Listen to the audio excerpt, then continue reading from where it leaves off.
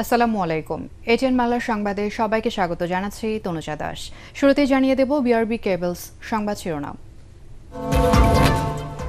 2 দশক পর কার্ডিফের স্মৃতি ফিরিয়ে আনছে মিরপুর। ক্রিকেট পরাশক্তি অস্ট্রেলিয়াকে হারিয়ে সিরিজে এগিয়ে যাওয়ার পথে টাইগাররা।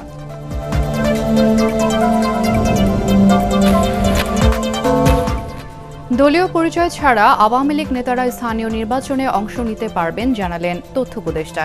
দিল্লিতে বিজিবি বিএসএফ আলোচনা পুশিনের কোনো সদ উত্তর পাওয়া যায়নি। সুপ্রিম কোর্টের আলাদা সচিবালয় প্রতিষ্ঠায় হাইকোর্টের রায় আপিল বিভাগে স্থগিত। শুনানি 16 জুন। বিচার বিভাগের স্থবিরতা কাটাতে এমন সিদ্ধান্ত বলছেন অ্যাটর্নি জেনারেল। 2266 কোটি 41 লক্ষ টাকা ব্যয়ে 8টি প্রকল্প অনুমোদন একনেকে। নতুন প্রকল্প 3টি, সংশোধিত প্রকল্প 3টি এবং মেয়াদ বেড়েছে 2টি প্রকল্পের।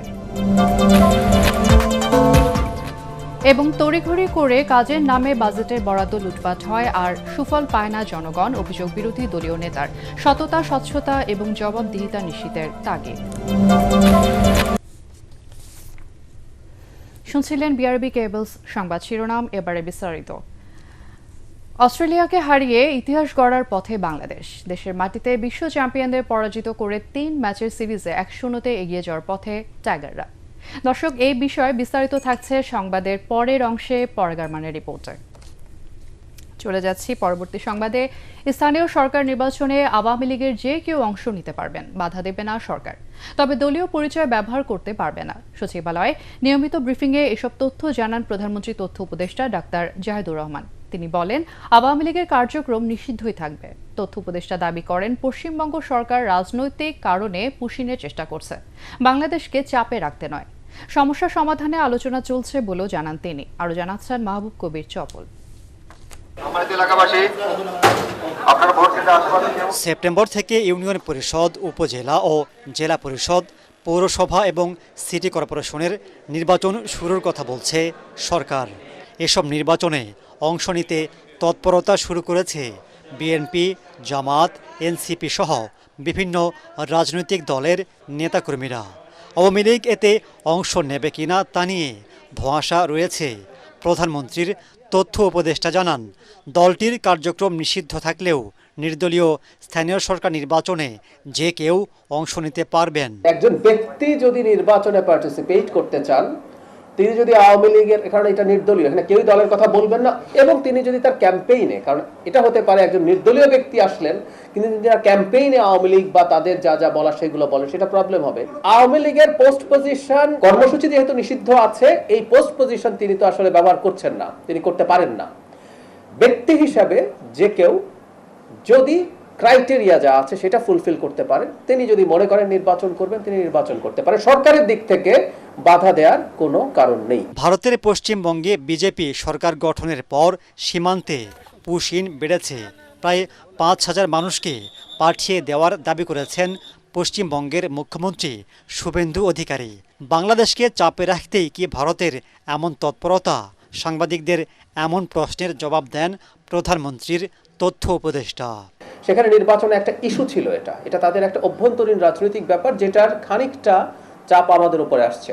আমি এইভাবে মনে করি না যে বাংলাদেশের সাথে কোনো একটা টেনশন তৈরির জন্য ভারতীয় সরকার এটা করছে। 5 আগস্ট পরবর্তী সময়ে ডক্টর ইউনূস সরকারের সাথে যে ধরনের পরিস্থিতি ছিল, সেটা থেকে তারা বেরিয়ে আসতে চান। দুই দেশই চায় সেটা। সেজন্য আমি মনে করি যে সংকটটা প্রাইমারিলি দেখা যাচ্ছে, এটার একটা সমাধান দ্রুত হবে। আদ্দিন হাসপাতালে 6 শিশুর মৃত্যুর পর তদন্ত সহ বিভিন্ন উদ্যোগ নিয়েছে সরকার, কিন্তু হামে 600-র বেশি শিশুর মৃত্যুর ঘটনায় তদন্ত শুরু হচ্ছে না কেন?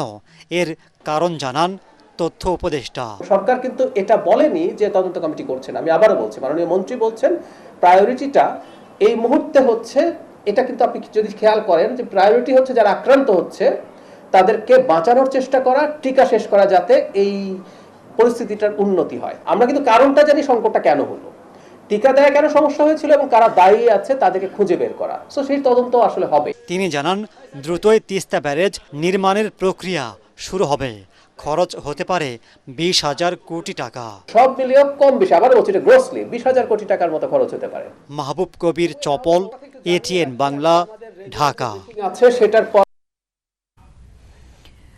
সুপ্রিম কোর্টের জন্য আলাদা সচিবালয় 3 মাসের মধ্যে প্রতিষ্ঠার নির্দেশ দিয়ে হাইকোর্টের রায় স্থগিত করেছে আপিল বিভাগ। একই সাথে রায়ের বিরুদ্ধে করা আপিল শুনানি 16 জুন দিন ঠিক করেছেন প্রধান বিচারপতি জুবাইর রহমান চৌধুরী নেতৃত্বাধীন 4 বিচারপতির বেঞ্চ। আপিল নিষ্পত্তি না হওয়া পর্যন্ত হাইকোর্টের রায় স্থগিত থাকবে। অ্যাটর্নি জেনারেল জানান, বিচার বিভাগের স্থবিরতা কাটাতে রায় স্থগিত করা হয়েছে। বিস্তারিত জানাচ্ছেন হুমায়ুন চিশতি।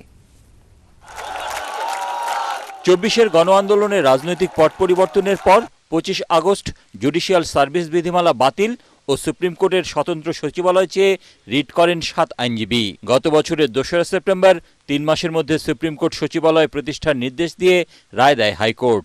এরপরই সুপ্রিম কোর্টের স্বতন্ত্র সচিবালয় নিয়ে অধ্যাদেশ জারি করে অন্তর্বর্তীকালীন সরকার। 11 ডিসেম্বর সুপ্রিম কোর্ট সচিবালয়ের কার্যক্রম উদ্বোধন করেন তখনকার প্রধান বিচারপতি সৈয়দ রেফাত আহমেদ।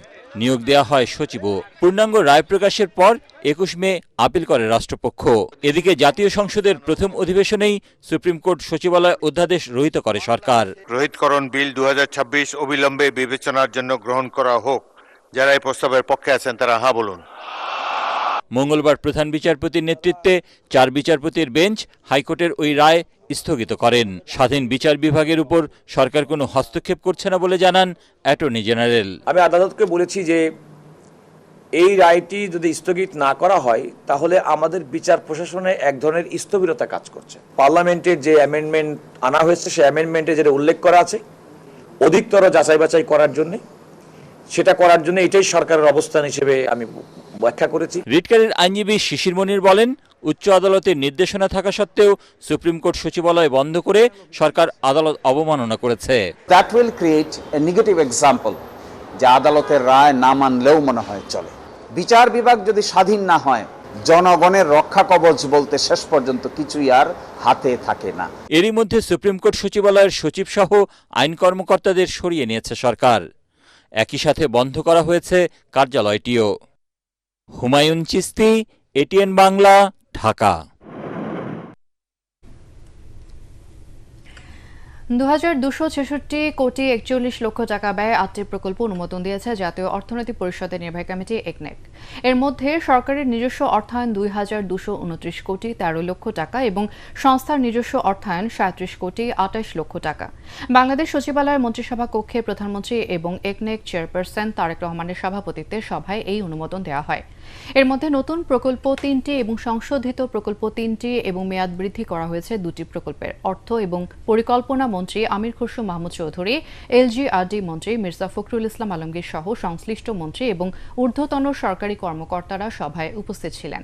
সভায় অনুমোদিত উল্লেখযোগ্য প্রকল্প হল পানি সম্পদ মন্ত্রণালয় বরিশাল সেচ প্রকল্পের রক্ষণাবেক্ষণ এবং পুনর্বাসন, সড়ক পরিবহন ও সেতু মন্ত্রণালয়ের আনোয়ারা, বাঁশখালী, টইটং, পেকুয়া, বদরখালী, চকরিয়া আঞ্চলিক মহাসড়ক প্রশস্তকরণ।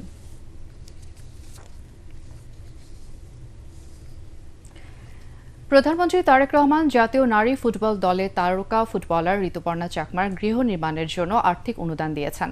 মঙ্গলবার জাতীয় সংসদ ভবনে নিজ কার্যালয়ে ঋতুপর্ণার হাতে অনুদানের চেক তুলে দেন তিনি। এ সময় ক্রীড়া প্রতিমন্ত্রী আমিনুল হক সহ বেশ কয়েকজন প্রতিমন্ত্রী এবং বাফুফের সভাপতি তাবিদ আওয়াল উপস্থিত ছিলেন। নারী ফুটবলে বাংলাদেশের সাফল্যে গুরুত্বপূর্ণ অবদান রয়েছে ঋতুপর্ণার। এছাড়া 2022 এবং 2024 সাফ চ্যাম্পিয়নশিপ জয়ে এবং এএফসি নারী এশিয়ান কাপের চূড়ান্ত পর্বে ওঠার অভিযানে গুরুত্বপূর্ণ ভূমিকা রাখেন তিনি। এবারে বাজেটে তরুণ উদ্যোক্তাদের জন্য সুখবর আছে বলে জানিয়েছেন অর্থমন্ত্রী আমির খসরু মাহমুদ চৌধুরী। ত্রয়োদশ জাতীয় সংসদের দ্বিতীয় অধিবেশনে এক প্রশ্নের জবাবে তিনি বলেন, তরুণ উদ্যোক্তা তৈরিতে 500 কোটি টাকার ফান্ড গঠন করা হয়েছে। বিনা জামাতে স্টার্টআপের জন্য উদ্যোক্তাদের 10 লাখ টাকা ঋণ দেওয়া হচ্ছে বলেও জানান তিনি। তিনি বলেন, বাজেটে নিম্ন এবং মধ্যম আয়ের জনগোষ্ঠীর জীবনমান বাড়াতে বিশেষ গুরুত্ব দেওয়া হচ্ছে। শেয়ারবাজার চাঙ্গা করতে এবং অর্থনীতির গতি সঞ্চারে প্রয়োজনীয় সবকিছুই সরকার করবে বলেও সংসদকে জানান মন্ত্রী। এছাড়া কর্মমুখী কারিগরি শিক্ষার উপর এবারে বাজেটে গুরুত্ব দেওয়ার কথাও জানান অর্থমন্ত্রী।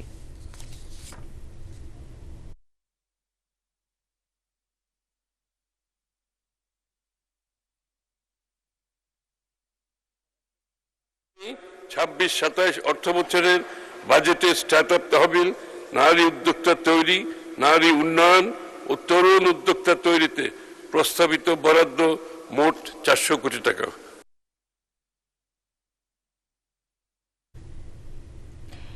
ইসলামী ব্যাংক ক্ষতিগ্রস্ত হলে দেশের অর্থনীতি বসে যাবে বলে সংসদে মন্তব্য করেছেন বিরোধী দলীয় নেতা ডাক্তার শফিকুর রহমান। প্রদেশ জাতীয় সংসদে দ্বিতীয় অধিবেশনে ব্যাংকটিকে নিয়ে দেয়া নোটিশের পক্ষে বক্তব্য দিতে গিয়ে তিনি বলেন, নতুন চেয়ারম্যান নিয়োগের মাধ্যমে এস আলমকে ফিরিয়ে আনার পথ করে দেওয়া হচ্ছে। এ সময় ব্যাংকটিকে ঠিকভাবে পরিচালনার জন্য প্রধানমন্ত্রীকে উদ্যোগ নেওয়ার আহ্বান জানান তিনি। ব্যক্তিকে নিয়ে সরকার পক্ষের বক্তব্যে স্বরাষ্ট্রমন্ত্রী সালাউদ্দিন আহমেদ বলেন, প্রকৃত শেয়ার হোল্ডারদের কাছে ব্যাংকের মালিকানার প্রত্যাবর্তন করা হবে। তবে ব্যাংকের বিভিন্ন কার্যক্রমের মাধ্যমে কাদেরকে লোন দেওয়া হয়েছে এবং ব্যাংকের অর্থ একটি বিশেষ দলের নির্বাচনী ব্যয় হিসেবে খরচ করা হয়েছে এসবেরই তদন্ত করা হবে। নবযুক্ত চেয়ারম্যানকে সরাতে গ্রাহকরা নয়, বহিরাগতরা আন্দোলন করছে বলেও সংসদকে জানান স্বরাষ্ট্রমন্ত্রী। যাদের কাছ থেকে এই শেয়ারগুলো ডাকাতি করে নিয়ে যাওয়া হয়েছিল, অনতি বিলম্বে সসম্মানে সেই মূল্যেই তাদের কাছে আবার শেয়ারগুলো ফিরিয়ে দেওয়া। ইসলামী ব্যাংক কোনো কারণে যদি আরো ক্ষতিগ্রস্ত হয়, আমি ব্যক্তিগতভাবে মনে করি বাংলাদেশের অর্থনীতি মাটির সাথে বসে যাবে। আমি মাননীয় প্রধানমন্ত্রীকে বিশেষভাবে অনুরোধ করব, বিষয়টা নিয়ে তিনি যেন সিরিয়াসলি ভাবেন। কোনো পূর্ব ধারণা থেকে নয়, বাস্তবতার ভিত্তিতে এই ব্যাংকটাকে বাঁচাতে হবে। বৈধ এবং প্রকৃত শেয়ার হোল্ডারদের কাছে এই মালিকানা ফেরত দেওয়ার যথাযথ ব্যবস্থা গ্রহণ করা হবে। মাননীয় স্পিকার, একবার যে ব্যাংক আজান দিয়ে তকবীরে লিল্লাহ দিয়ে দখল করা হলো, সেই ব্যাংকের দখলটা বেদখল হয়ে যাবে। এই যাতনা তো আমরা বুঝি। মাননীয় স্পিকার, 5ই পরবর্তী এই ব্যাংকের যারা লোন গ্রহণ করেছে, আমি নামই বলি, নাবিল গ্রুপকে 700 কোটি টাকা এলসির এগেনস্টে লোন দেওয়া হয়েছে। পরে এই মালামাল বিক্রি করে ব্যাংকে টাকা ফেরত দেওয়া হয়নি। দুষ্টু লোকেরা বলে সেটা কোনো এক দলের নির্বাচনী তহবিলে গেছে, এবং তারা একটা টিভি চ্যানেল প্রতিষ্ঠা করেছে, এবং সেই টিভি চ্যানেলটা কোন পক্ষে খেলছে সেটা আমরা জানি। হেড অফিসের অ্যাপ্রুভেল ছাড়া নির্বাচনের আগে 40 কোটি টাকা লোন দেওয়া হয়েছে, যার কোনো সদুত্তর নাই। এগুলো তদন্ত হবে। মাননীয় স্পিকার, বিরোধী দলীয় নেতা ডাক্তার শফিকুর রহমানের সঙ্গে সৌজন্য সাক্ষাৎ করেছেন মার্কিন রাষ্ট্রদূত ব্রেন টি ক্রিস্টেনসেন। সকালে জাতীয় সংসদ ভবনে এই বৈঠক অনুষ্ঠিত হয়। বৈঠকে নির্বাচন পরবর্তী দেশের সামগ্রিক রাজনীতি, আসন্ন বাজেট, দ্বিপক্ষীয় বাণিজ্য এবং বিনিয়োগের সম্ভাবনা নিয়ে আলোচনা হয়। একই সঙ্গে সুশাসন, গণতান্ত্রিক প্রতিষ্ঠানের বিকাশ এবং পারস্পরিক স্বার্থ সংশ্লিষ্ট নানা বিষয়ে দুই পক্ষ মতবিনিময় করেন। বৈঠকে মার্কিন দূতাবাসের রাজনৈতিক কাউন্সিলর এরিক গিলান এবং বিরোধী দলীয় নেতার পররাষ্ট্র বিষয়ক উপদেষ্টা ব্যারিস্টার মীর আহমেদ বিন কাশেম আরমান উপস্থিত ছিলেন।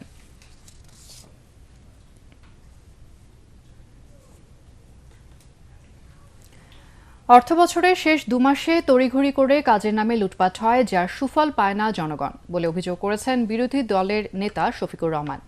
রাজধানী মগবাজারে জামাত ইসলামীর ছায়া বাজেট উপস্থাপনে তিনি কথা বলেন। সততা, স্বচ্ছতা এবং জবাবদিহিতা নিশ্চিতে বাজেট বাস্তবায়ন সম্ভব বলেও জানান তিনি। আরও জানাচ্ছেন মনির হোসেন তপু।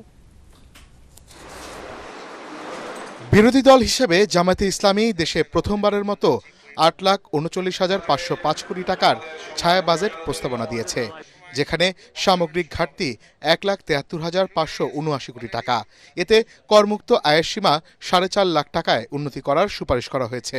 রাজস্ব খাতে অটোমেশন, কর আদায়ে দুর্নীতি রোধ, করজাল সম্প্রসারণেরও দাবি জানানো হয়। একই সাথে জাতীয় রাজস্ব বোর্ড এবং দুদক পুনর্গঠনে গুরুত্বারোপ করা হয়। বাজেট হতে হবে কর্মসংস্থানমুখী, বিনিয়োগ ও শিল্প বান্ধব। সামাজিক নিরাপত্তা কর্মসূচির আওতা ও ভাতার পরিমাণ বাড়ানোরও সুপারিশ এসেছে। সরকারি কর্মচারীদের বেতন কাঠামো বাড়ানোরও প্রস্তাব করা হয়েছে। বাজেট বাস্তবায়নের জন্য সততা, স্বচ্ছতা লাগবে, জবাবদিহিতা লাগবে। বিরোধী দলের নেতা শফিকুর রহমান অভিযোগ করেন, আর্থিক, রাজনৈতিক, প্রাতিষ্ঠানিক সব জায়গায় রাজনৈতিক হস্তক্ষেপ করা হচ্ছে। তাই সর্বস্তরের মানুষের জন্য অর্থাৎ জনমুখী বাজেট দিতে হবে। সমাজের অপরাধী লোকদেরকে গুরুত্বপূর্ণ জায়গায় বসিয়ে দেওয়া হচ্ছে।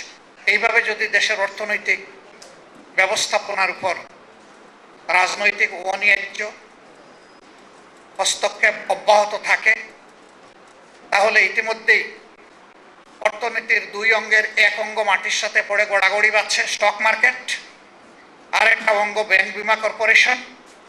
এটাও যদি এলোমেলো বিধ্বস্ত হয়ে যায়, তাহলে জাতির গন্তব্য কোথায় গিয়ে দাঁড়াবে? তাছাড়া অর্থ বছর জুলাই জুনের পরিবর্তে ইংরেজি ক্যালেন্ডার অনুযায়ী করার প্রস্তাবও দেন জামাত আমির। এডিপির একটা বিশাল অংশ শেষের 2 মাসে তাড়াহুড়া করে বাস্তবায়নের চেষ্টা করা হয়। এটি বাস্তবায়ন নয়, এটি হচ্ছে গণলুটপাট। এর সুফল জনগণ পায় না, কিছু অসৎ সুবিধাভোগীদের পকেটের সুফল চলে যায়। আমরা সংসদে প্রস্তাব দেব যে আমাদের ফিসকাল ইয়ারটি ক্যালেন্ডার ইয়ারের সাথে মিলিয়ে করা হোক।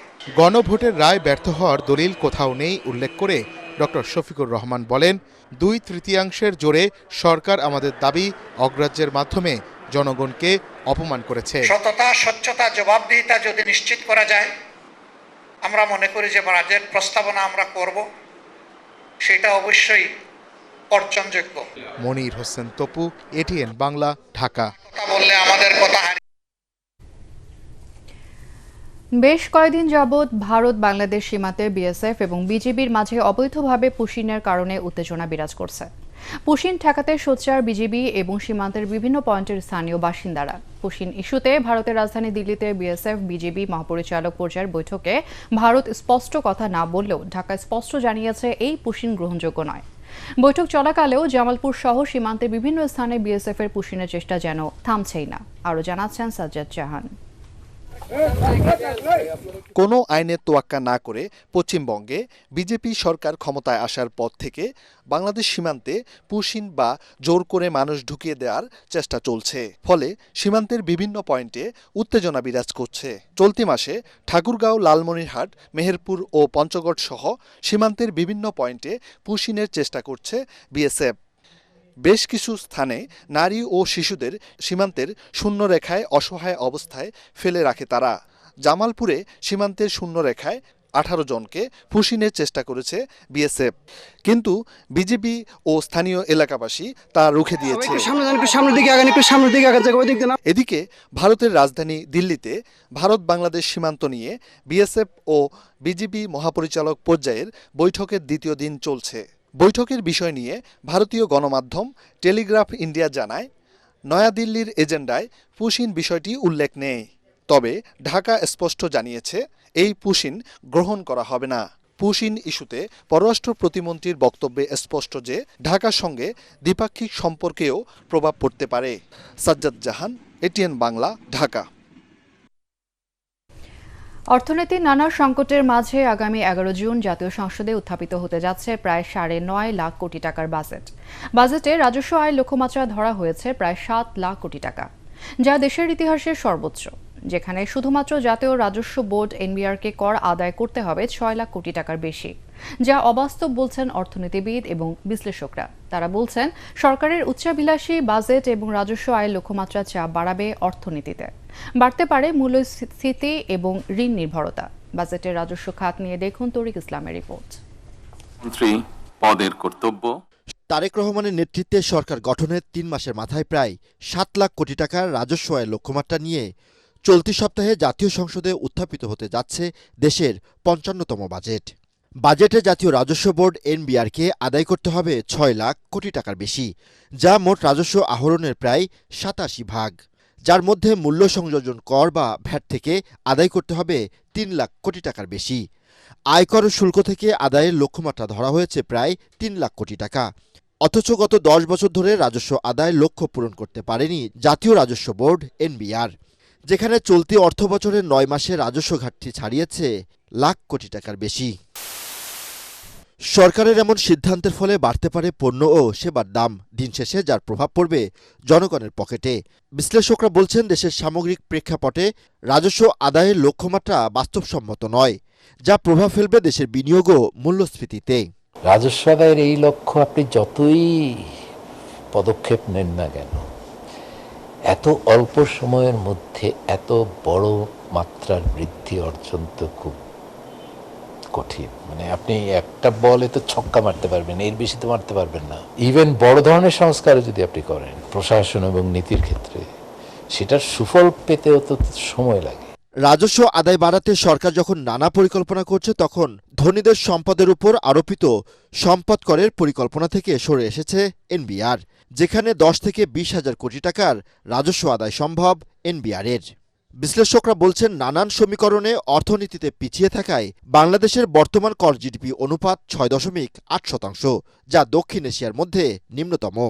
ফলে রাজস্ব আদায় ও বাজেটের বাস্তবায়নে সরকারকে নানা চ্যালেঞ্জের মুখে পড়তে হবে বলে জানান এই অর্থনীতিবিদ ও গবেষক। কর আদায়ের হার যে এমনভাবে কমছে, সেটা বাড়ার বদলে এটা একটা চিন্তার বিষয়। কারণ জিডিপির তুলনায় এখন এটা দাঁড়িয়েছে 6.8%, কোনো এক সময় এটা প্রায় 10% দিকে যাচ্ছিল, ওইটাই কিন্তু কম ছিল। তো এই পরিমাণ কর দিয়ে, এই পরিমাণ আয় দিয়ে আমার এই বিশাল ব্যয়টা পূরণ করাটাই হচ্ছে সরকারের চ্যালেঞ্জ। রাজস্ব আদায় সক্ষমতা বাড়ানো ও নতুন করে করের হার না বাড়াতে বাজেটে বিশেষ পরিকল্পনা নিতে সরকারের প্রতি আহ্বান জানান ব্যবসায়ী নেতারা। রাজস্ব আহরণের লক্ষ্যমাত্রা যখন বেড়ে যায়, তখন শঙ্কার কারণটা এই কারণে দাঁড়ায় যে আমরা কিছু সংখ্যক লোক যেখানে ওই ট্যাক্স নেটের আওতায় আছে, তাদের উপরই কিন্তু এই জুলুম অত্যাচারটা আরো বেড়ে যায়। আপনি যদি টেকনিক অ্যাপ্লাই করতে পারেন, সঠিক সিদ্ধান্ত নিতে পারেন, অনেক কিছুই করবার আছে। আর এই সব কিছু করতে গেলে ওই সরকারের সবচেয়ে বড় বন্ধু হতে হবে ব্যবসায়ী। তরিক ইসলাম, এটিএন বাংলা, ঢাকা। ভবিষ্যৎ চাহিদার কথা মাথায় রেখে আন্তর্জাতিক বিশ্বের সাথে তাল মিলিয়ে দেশের শিক্ষা ব্যবস্থাকে আধুনিকায়ন করা হবে বলে জানিয়েছেন শিক্ষামন্ত্রী ডক্টর আ.ন.ম এহসানুল হক মিলন।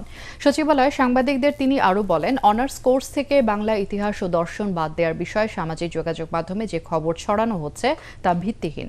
শিক্ষামন্ত্রী বলেন, কোনো বিষয় বাতিলের বিষয়ে শিক্ষা মন্ত্রণালয় কিংবা সংশ্লিষ্ট কোনো কর্তৃপক্ষ এখনো পর্যন্ত কোনো সিদ্ধান্ত নেয়নি। এ নিয়ে সামাজিক যোগাযোগ মাধ্যমের গুজব ছড়ানো হচ্ছে। শিক্ষা মন্ত্রণালয় সম্প্রতি 2027 সালের শিক্ষাবর্ষের জন্য নতুন শিক্ষাক্রম সংস্কার এবং কয়েকটি নতুন বিষয় যুক্ত করার পরিকল্পনার কথা জানায়।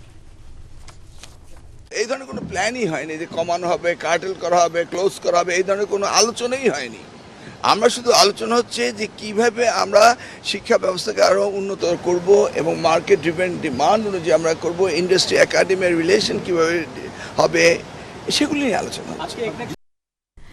বাংলাদেশের সঙ্গে বাণিজ্য এবং বিনিয়োগ বাড়াতে দক্ষিণ কোরিয়ার প্রতি আহ্বান জানিয়েছেন রাষ্ট্রপতি মোহাম্মদ শাহাবুদ্দিন। বঙ্গভবনে দক্ষিণ কোরিয়ার রাষ্ট্রদূতের সাথে সাক্ষাৎকালে এই আহ্বান জানান তিনি। রাষ্ট্রপতি বলেন, আইসিটি, জাহাজ নির্মাণ, তৈরি পোশাক এবং অবকাঠামো খাতে আরও বিনিয়োগের আহ্বান জানান। রাষ্ট্রপতি কোরিয়া বাজারে বাংলাদেশি পণ্যের শুল্ক এবং কোটামুক্ত সুবিধা অব্যাহত রাখা এবং চুক্তি দ্রুত বাস্তবায়নের বিষয়ে অনুরোধ জানান। এ সময় দক্ষিণ কোরিয়ার রাষ্ট্রদূত বলেন, দুই দেশের মধ্যে বাণিজ্য, শিক্ষা এবং সাংস্কৃতিক সহযোগিতা আরও বাড়াতে তারা আগ্রহী। এর আগে মরক্কোর রাষ্ট্রদূতের সঙ্গে সাক্ষাতে রাষ্ট্রপতি দুদেশের সম্পর্ক আরও জোরদারে গুরুত্ব দেন। এ সময় মরক্কোর স্বাস্থ্য, কৃষি, অবকাঠামো নির্মাণ, তৈরি পোশাক এবং বস্ত্র খাত এবং আইসিটি সহ অন্যান্য খাতে বাংলাদেশের দক্ষ এবং আধা দক্ষ শ্রমশক্তি নিয়োগে কাজ করার জন্য রাষ্ট্রদূতের প্রতি আহ্বান জানান। সাক্ষাতে সংশ্লিষ্ট ঊর্ধ্বতন কর্মকর্তারা উপস্থিত ছিলেন।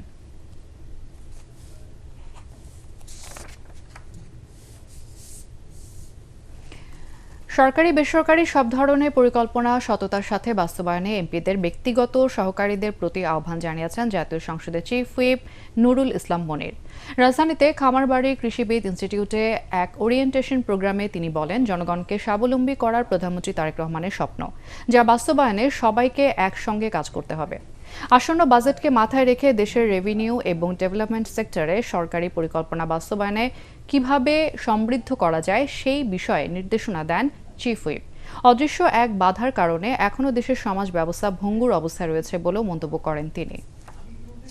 আমাদের দুর্নীতি আছে, অসুবিধা আছে। আমরা 17 বছর একটা নিষ্পেষণ দেখেছি, স্বৈরাচারের জাতাকল দেখেছি। আপনারা গণতন্ত্রে বিশ্বাস করেন এবং গণতন্ত্র প্রাতিষ্ঠানিক রূপ পাচ্ছে আপনাদের মাধ্যমে। আপনারা গণতন্ত্রে বিশ্বাস করেন এবং গণতান্ত্রিক ধারা অব্যাহত থাকুক এবং পার্লামেন্ট প্রাণবন্ধক কার্যকর হোক, সেটা আপনারা চান। বিশ্ব পরিবেশ দিবস উপলক্ষে বৃক্ষরোপণ কর্মসূচির আয়োজন করেছে জাতীয় নাগরিক পার্টি এনসিপি। বিকেলে রাজধানীর তেজগাঁয়ের নাখালপাড়া আলী হোসেন উচ্চ বিদ্যালয়ের শিক্ষার্থীদের মাঝে বিভিন্ন প্রজাতির গাছের চারা বিতরণ করেন দলের মুখপাত্র আসিফ মাহমুদ। এ সময় তিনি শিক্ষার্থীদের দেশের প্রধান চালিকা শক্তি হিসেবে নিজেদের গড়ে তোলার আহ্বান জানান। পাশাপাশি পরিবেশের ভারসাম্য রক্ষা এবং সবুজায়নের সবাইকে বেশি বেশি গাছ লাগানোর তাগিদ দেন। তিনি বলেন, পরিবেশ সংরক্ষণে বৃক্ষরোপণের কোনো বিকল্প নেই, তাই আগামী প্রজন্মের জন্য বাসযোগ্য দেশ গড়ে তুলতে তুলতে সবাইকে নিজ নিজ অবস্থানে থেকে বৃক্ষরোপণে এগিয়ে আসতে হবে। এবার আন্তর্জাতিক সংবাদ।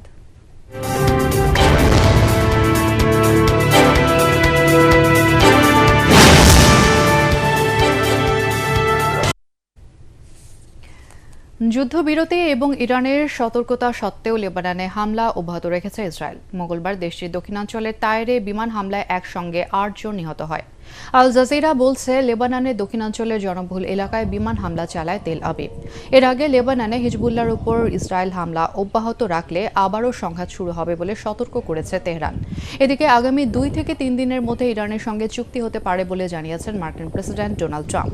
সাংবাদিকদের ট্রাম্প বলেন, চুক্তি হলে তেহরান আর পারমাণবিক অস্ত্রের অধিকারী হতে পারবে না। গুরুত্বপূর্ণ হরমুজ প্রণালী খুলে যাবে। ম্যাডিসন স্কয়ার গার্ডেনে NBA বাস্কেটবলের ফাইনাল ম্যাচ দেখতে যাওয়ার সময় এসব কথা বলেন তিনি। ট্রাম্প বলেন, নরবরে যুদ্ধবিরতির মধ্যে ইরান ও ইসরায়েল আবারও সংঘাতে জড়িয়ে পড়ছিল। এদিকে মার্কিন প্রেসিডেন্ট ডোনাল্ড ট্রাম্পের আহ্বানে সাড়া দিয়ে হামলা বন্ধ রেখেছে ইরান এবং ইসরায়েল।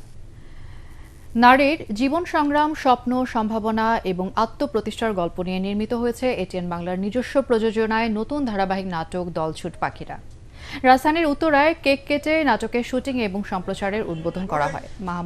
মাহমুদ হাসান শিকদারের রচনা এবং পরিচালনায় নির্মিত এই ধারাবাহিকের মূল প্রতিপাদ্য 5টি ভিন্ন আকাশ একটি নীড়। আগামী 20 জুন থেকে এটিএন বাংলার পর্দায় প্রচারিত হবে ধারাবাহিক নাটকটি। এতে সমাজের নানা প্রতিকূলতার মধ্যে এগিয়ে চলা 5 নারীর জীবন সংগ্রাম, আত্মবিশ্বাস এবং একে অপরের প্রতি সহযোগিতার গল্প তুলে ধরা হয়েছে। এ সময় এটিএন বাংলার অনুষ্ঠান এবং সম্প্রচার উপদেষ্টা তাশিক আহমেদ বলেন, নারীদের ক্ষমতায়ন এবং সমাজে ইতিবাচক পরিবর্তন আনতে নারীরা কিভাবে গুরুত্বপূর্ণ ভূমিকা রাখতে পারে সেটি ফুটিয়ে তোলা হবে এই ধারাবাহিকে। অনুষ্ঠানে আরও উপস্থিত ছিলেন এটিএন বাংলার head of marketing Uttam Kumar Shil এবং deputy head of marketing Shafiqul Islam. জীবনের প্রয়োজনে জীবিকার তাগিদে যা ঘটছে এবং আমাদের সামাজিক অবক্ষয় এবং মূল্যবোধ, ভালোবাসা, ভালো লাগা, সব কিছু মিলায় আমাদের এই দলছুট পাখিদের গল্প। এবং আমরা খুবই আশাবাদী এই যে আমাদের দলছুট পাখিতে যে 7টা ক্যারেক্টার আছে, 7 জন শক্তিশালী অভিনেতা আছে এবং তারা যে তাদের জীবন সংগ্রামে এগিয়ে যাবে এবং তাদের গন্তব্যে পৌঁছাবে, এটাই প্রত্যেকের প্রত্যাশা। এবার খেলার খবর।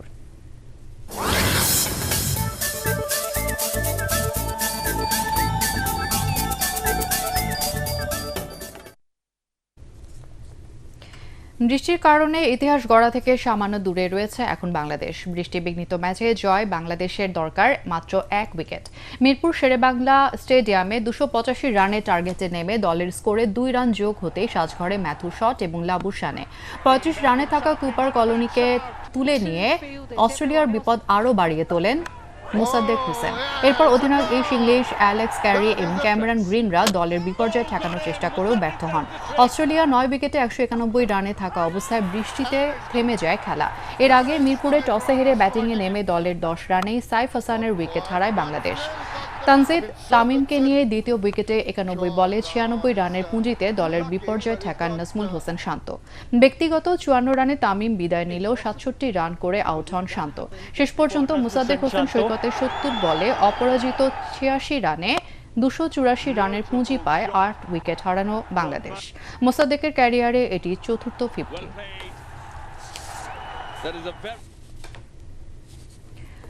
ফুটবল বিশ্বকাপ সরাসরি দেখাতে ফিফার সাথে 47 কোটি টাকায় চুক্তি করেছে বিটিভি, যা ভ্যাট ট্যাক্স মিলিয়ে 63 কোটিতে দাঁড়াবে। তথ্য ও সম্প্রচার প্রতিমন্ত্রী ইয়াসের খান চৌধুরী জানান, খেলা দেখানোর জন্য বিটিভির কোনো টাকা খরচ করতে হবে না। পুরো টাকা বিজ্ঞাপন সহ বিভিন্ন খাত থেকে আয় করা হবে। তিনি জানান, খেলা দেখানোর জন্য 200 কোটি টাকায় হাতিয়ে নেয়ার পরিকল্পনা করেছিল একটি চক্র। বিটিভির পাশাপাশি সময় টিভি, স্পোর্টস কয়েকটি ডিজিটাল প্ল্যাটফর্মেও বিশ্বকাপ খেলা দেখা যাবে। এছাড়াও দেশের বিভিন্ন স্থানে ডিজিটাল স্ক্রিনে খেলা দেখানোর ব্যবস্থা করা হবে বলে জানান ক্রীড়া প্রতিমন্ত্রী আমিনুল হক। ফিফা থেকে সত্ত্ব কিনে নেওয়া একটি প্রতিষ্ঠান প্রথমে আমাদের কাছে প্রায় 200 কোটি টাকা দাবি করে। যেই ফাঁদ এড়িয়ে আমরা এবারের ফুটবল বিশ্বকাপ সম্প্রচারের চূড়ান্ত চুক্তিমূল্য নির্ধারিত হয়েছে মাত্র $3.85 মিলিয়ন। যা বর্তমান বিনিময় হার অনুযায়ী বাংলাদেশের টাকায় প্রায় 47 কোটি টাকার মতো। যারা সত্যগুলো নিয়েছে তাদের মাধ্যমে সারা দেশের মানুষ বিশ্বকাপ ফুটবল দেখবে। পাশাপাশি আমরাও চেষ্টা করছি ঢাকা সহ বাংলাদেশের বিভিন্ন জায়গায় যাতে বড় স্ক্রিনে আমরা যাতে খেলাগুলো আমাদের দর্শকদের সামনে উপস্থাপন করতে পারি সেই বিষয়ে আমাদের পরিকল্পনা রয়েছে। শেষ করার আগে বিআরবি কেবলস সংবাদ শিরোনাম আরও একবার। 2 দশক পর কার্ডিফের স্মৃতি ফিরিয়ে আনছে মিরপুর ক্রিকেট। পরাশক্তি অস্ট্রেলিয়াকে হারিয়ে সিরিজে এগিয়ে যাওয়ার পথে টাইগাররা।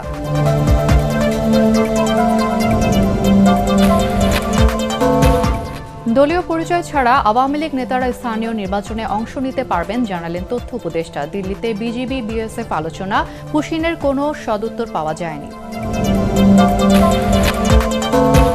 সুপ্রিম কোর্টের আলাদা সচিবালয়ের প্রতিষ্ঠা, হাইকোর্টের রায় আপিল বিভাগে স্থগিত। শুনানি 16 জুন। বিচার বিভাগের স্থবিরতা কাটাতে এমন সিদ্ধান্ত বলছেন অ্যাটর্নি জেনারেল। 2266 কোটি 41 লক্ষ টাকা ব্যয়ে 8টি প্রকল্প অনুমোদন একনেকে। নতুন প্রকল্প 3টি, সংশোধিত প্রকল্প 3টি এবং মেয়াদ বেড়েছে 2টি প্রকল্পের। এবং তড়িঘড়ি করে কাজের নামে বাজেটে বরাদ্দ লুটপাট হয়, যার সুফল পায় না জনগণ। অভিযোগ বিরোধী দলীয় নেতার। সততা, স্বচ্ছতা ও জবাবদিহিতা নিশ্চিতের তাগিদ। আর এই ছিল এখনকার সংবাদ। আমাদের ATN বাংলা সংবাদ ইউটিউবে দেখতে ব্রাউজ করুন youtube/ATN Bangla News।